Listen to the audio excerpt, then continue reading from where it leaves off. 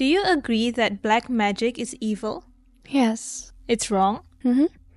Then let me ask you this. If you were given the chance to kill all the sorcerers in the world, would you take it? But that's depend on what kind of sorcerers are they. In 1998, while Indonesia was falling apart in the wake of Suharto's resignation, demonstrations and riots, and dealing with the after effects of the financial crisis of 1997, a strange new enemy emerged in East Java. Not a politician, not a soldier, but a phenomenon. Villagers claimed black-robed assassins were roaming the night, killing dukuns, traditional healers that are accused of dark magic. And soon, the villagers took matters into their own hands. Mob justice just exploded. Suspected sorcerers were dragged from their homes. They were beheaded in broad daylight, their bodies burned in the streets, all in the name of purging evil. Like the witch trials. And over 100 people were killed, many of them innocent and many still unidentified. But beneath the hysteria, a chilling question lingered. Was this just superstition gone wild, or a cover-up for something more calculated? In part 1 of this 2-part series, we are exploring the killings themselves, how it started, how it spread, and how fear turned into bloodshed. And in part 2, we'll peel back the layers: military involvement, political manipulation, and conspiracy theories that some believe could have been created to distract the public while the country of Indonesia burned. This is the story of the 1998 East Java ninja killings.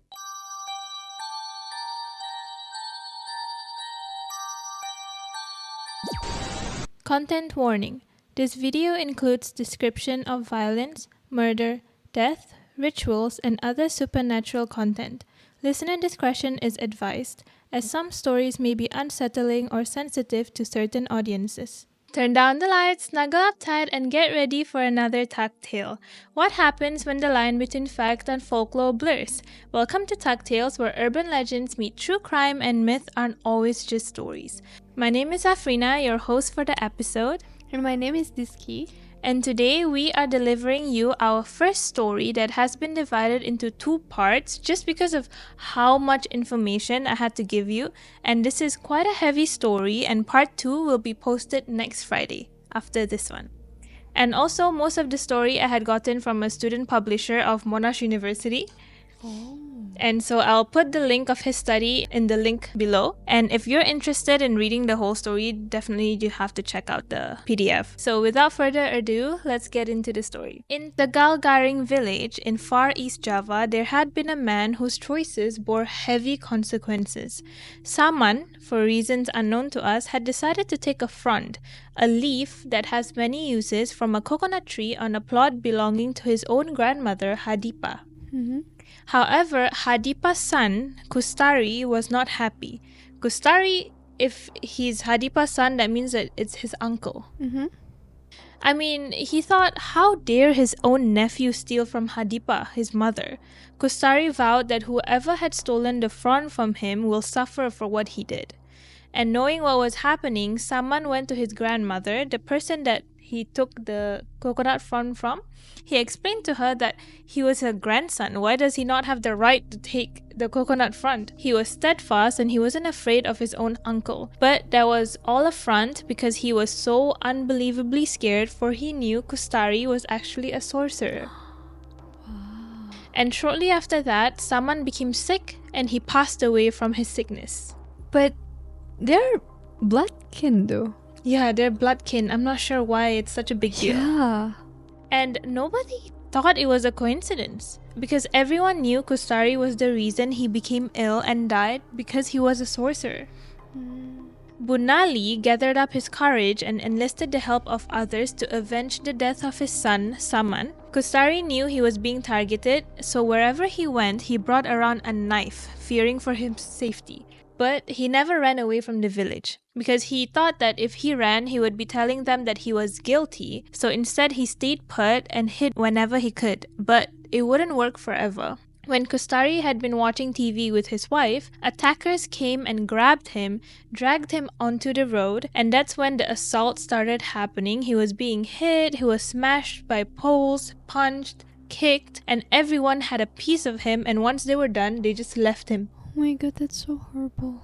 They left him for dead on the lonely street. But he wasn't dead, not yet at least. Ambulances came to try and save him, but unfortunately he did die on the way to the hospital because of his injuries. This happened in September of 1998, at the time where sorcerer killing had been more rampant than before. But this wasn't the catalyst. It wasn't the first event that had happened. That actually happened a month before this incident on 18 July of 1998 in the sub-district of Singojuru.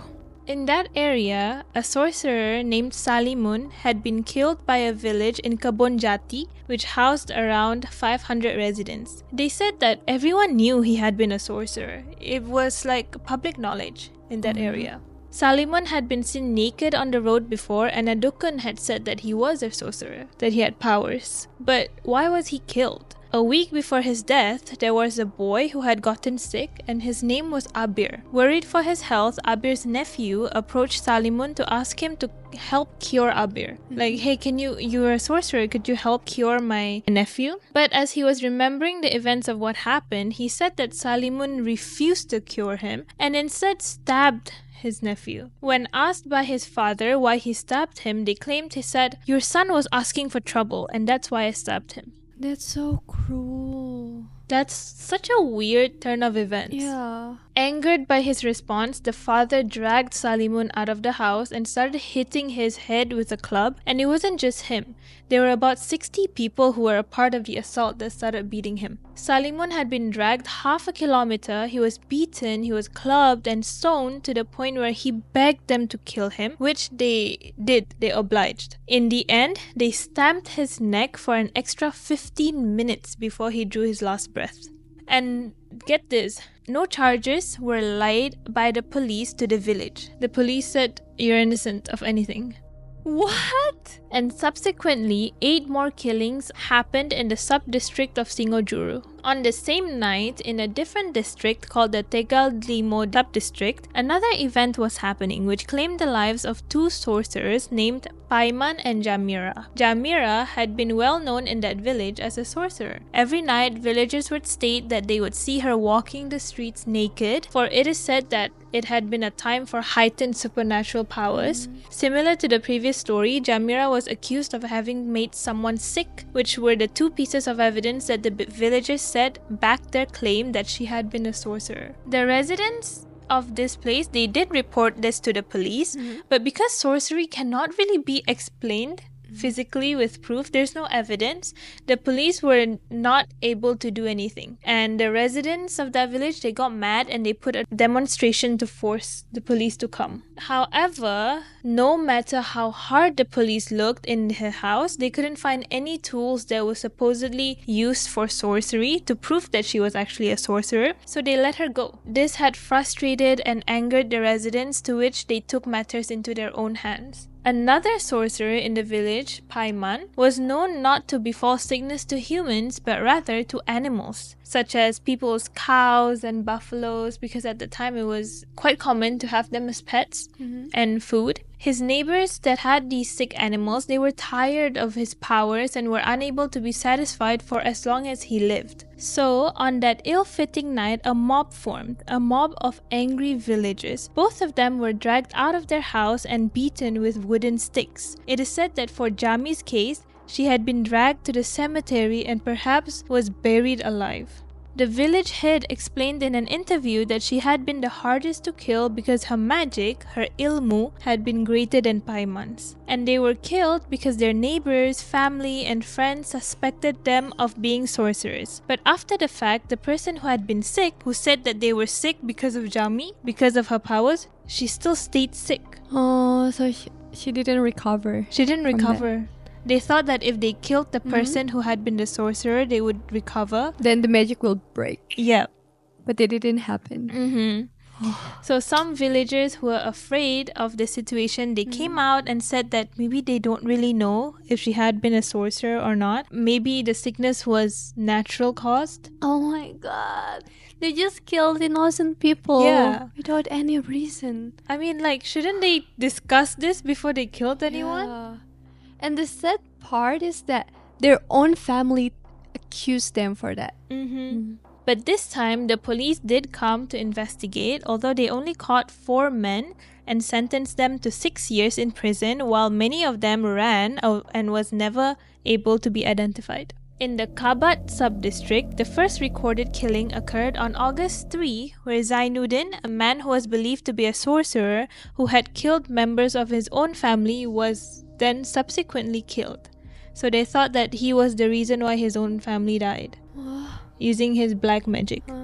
Between August 30 and September 20, 13 other killings had happened in Kabat after Zainuddin had been killed. In another sub-district not far from the earlier, called Srono sub-district, there had been a married couple who were known to be sorcerers. Their names were Basir and Haria. They had learned the powers of sorcery from an older sorcerer in a neighboring village, and their powers, according to their close relatives, were extremely strong. Where Basir, the husband, only possessed powers to kill animals. At the time, the more popular animal had been water buffaloes and cows and stuff. The wife, Haria, held the powers to kill humans. And people said this because there was this one time where Haria had approached a neighbor to purchase a cattle feed, but she was rejected and was angry that she got rejected, supposedly, allegedly, and thus she made the neighbor sick.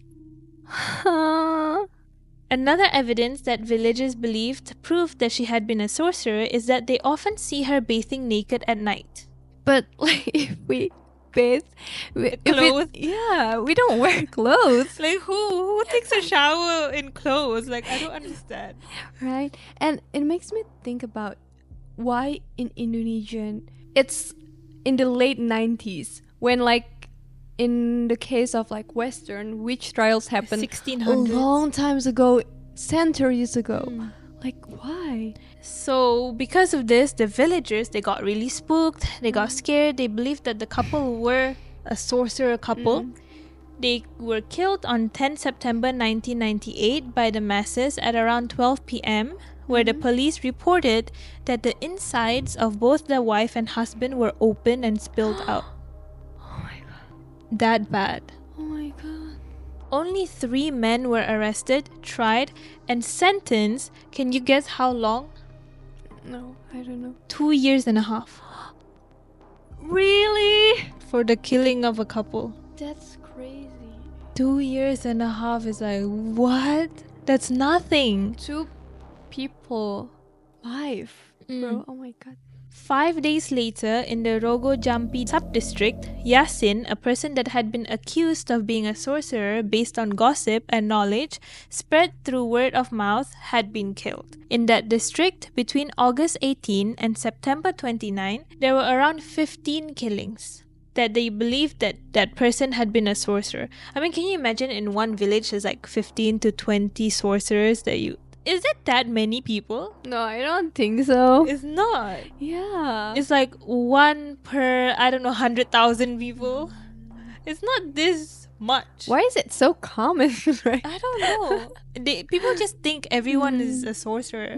In Gelaga sub-district, there were 8 recording killings occurring between 16 September to 23 September. That's like a week. 3 of the killings happened in one night. The killing of Mahfud, Arifin, and Jumali. I find these 3 stories to be really disheartening. In that village, not everybody actually believed that Mahfud had been a sorcerer. Some said that he had just been a guru ngaji. He taught 50 students aged under 15, like how could he be a sorcerer? But some of them did believe it. Apparently some claimed that Mahfud had liked a girl in his village, but when he asked for her hand in marriage from the family, the mother of the girl refused to marry her to him. Oh yeah? She said, no, I'm not gonna let my daughter marry you. And as if it had been planned, the mother of the girl became sick with breast cancer, making some of them believe that Mahfud was to blame, that put the sickness on her. But I mean, come on, it's like coincidences happen. Yeah.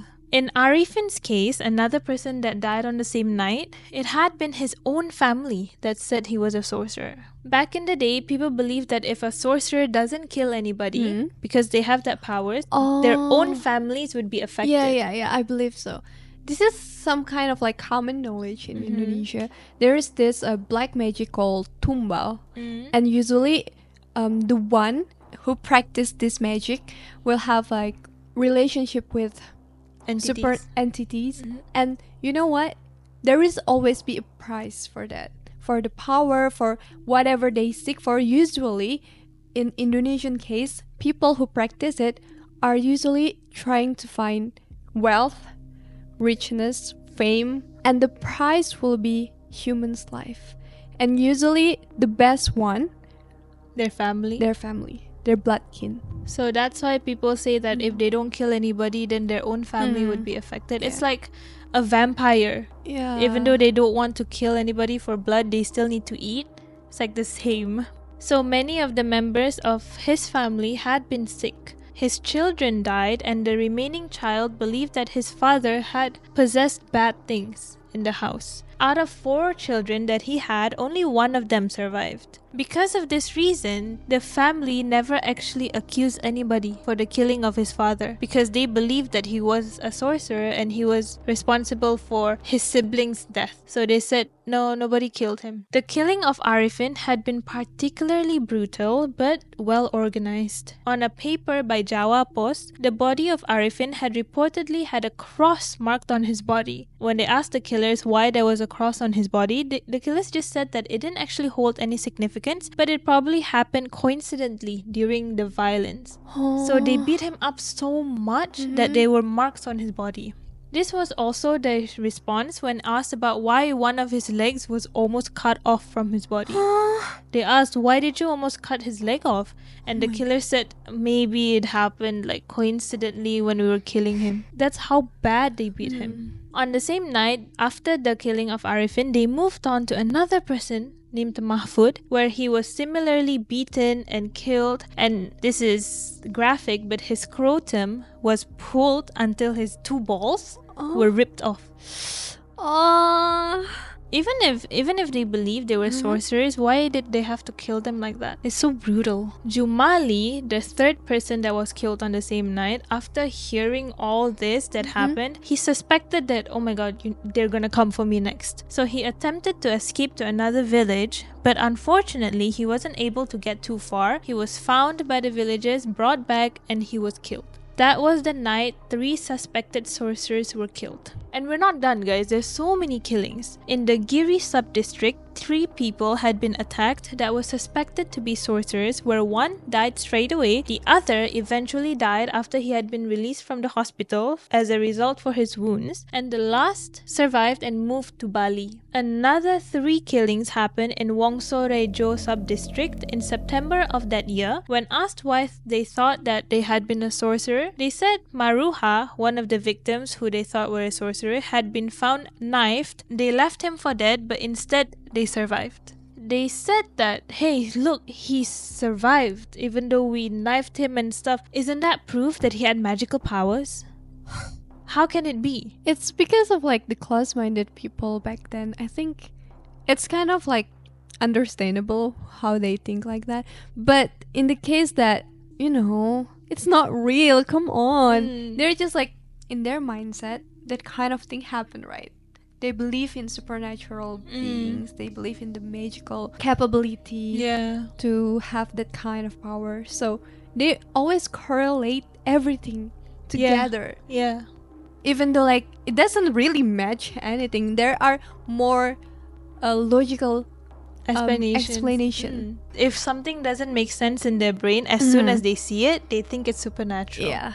In another sub-district called Songon sub-district, Hassan had been killed in a rather different way this time. While 2 other alleged sorcerers from that area, Umi and Paiman, had been killed, Hassan's case showed to be a little bit different. Hassan had owned a rice paddy that he loved to take care of. When a chicken from the Ramelan family wandered to the paddy, this chicken just wandered off and started eating the rice of his paddy. So Hassan got mad, he raged, he started throwing stones at the chicken, and the chicken ran away. But this action then angered some of Ramelan's family. They ran toward him and they attacked him. Just because of one chicken? Because of that one chicken. And not long after that, Ramelan died. Ramelan, the family that owned the chicken. So they thought, how can he just die like that?